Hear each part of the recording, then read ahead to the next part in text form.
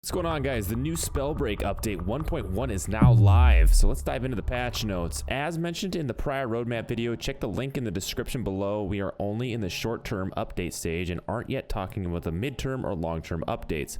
This update mainly focuses on bug fixes and aim assist, whereas the future updates for the prologue in Chapter 1 will include the 9v9 Clash game mode, the battle pass system called chapters, new talents, and consumables. There is, however, a lot of information in this patch, so bear with me as we try to zoom through it. We'll start with the gameplay. Under gameplay, Lightning Bolt's recovery animation can now be interrupted by casting a sorcery. Fixed an edge case where reviving or exiling someone could be cancelled in order to cast spells faster. Fixed an issue that caused projectiles to sometimes not register damage even though they hit. Fixed a netcode issue that resulted in other characters appearing to stutter or jitter or otherwise not to update at full frame rate. Note that also caused weird aiming offsets that were reported where it felt like your aim was off. Due to this, your muscle memory with different spells may be affected. Now, onto a big topic of discussion, aim assist. Aim assist smoothed out difference in aim assist strength between different frame rates. This results in more consistent behavior for all players and eliminates advantages that came from very high frame rate. Fixed an exploit where aim assist could be much stronger than intended under certain combinations of distance to target and input sensitivity. This meant it was possible for players under certain circumstances to make their spells incredibly easy to hit. This was mostly clearly seen with the lightning gauntlet on PC. Thank God that's gone. Adjusted aim assist values for various console platforms. Aim assist now decreases over distance. Default look dead zone setting on Switch is now 0%. This is generally what you want because dead zones are handled by the operating system itself. For miscellaneous, enabled some anti-cheat mechanisms. Game mode now automatically swaps a squad after completing the tutorial. When a player accepts a party invitation while already in a match, they'll get a UI notification that they can choose to immediately join the lobby. And then we have some platform-specific bug fixes. So on PC, fix a bug that would cause some players to hang on the initial title screen. Fix graphics settings, getting it reset to ultra in some cases despite the game reporting other values. Fix a bug that would occasionally cause very long load times when entering a match.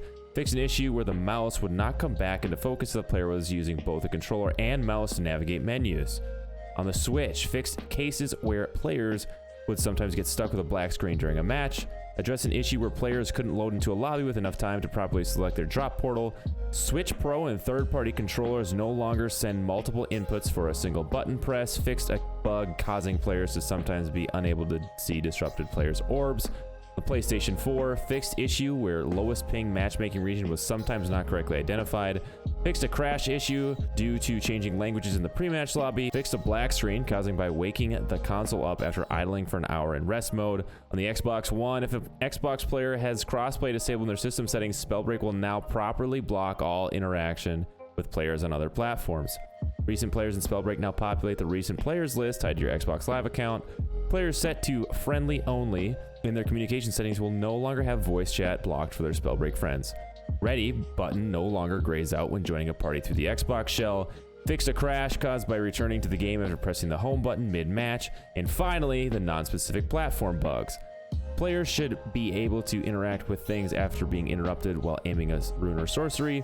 Players should no longer get stuck indefinitely on the reconnect screen after internet connectivity has been lost and restored. Fixed the infinite loading screen when entering invalid account credentials on login. Fixed missing hit sound effect when your damage is buffed.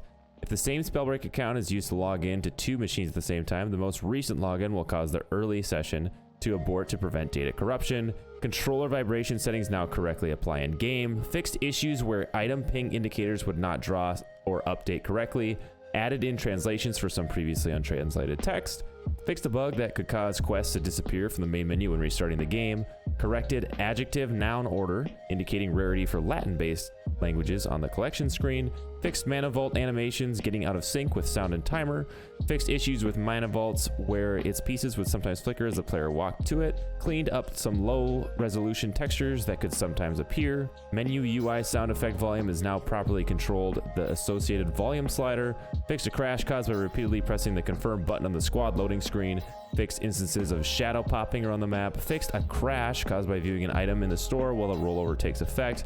Ice Lance should no longer randomly generate a massive ice bow. Fixed a bug causing two players with random outfits equipped to mirror one another's outfits.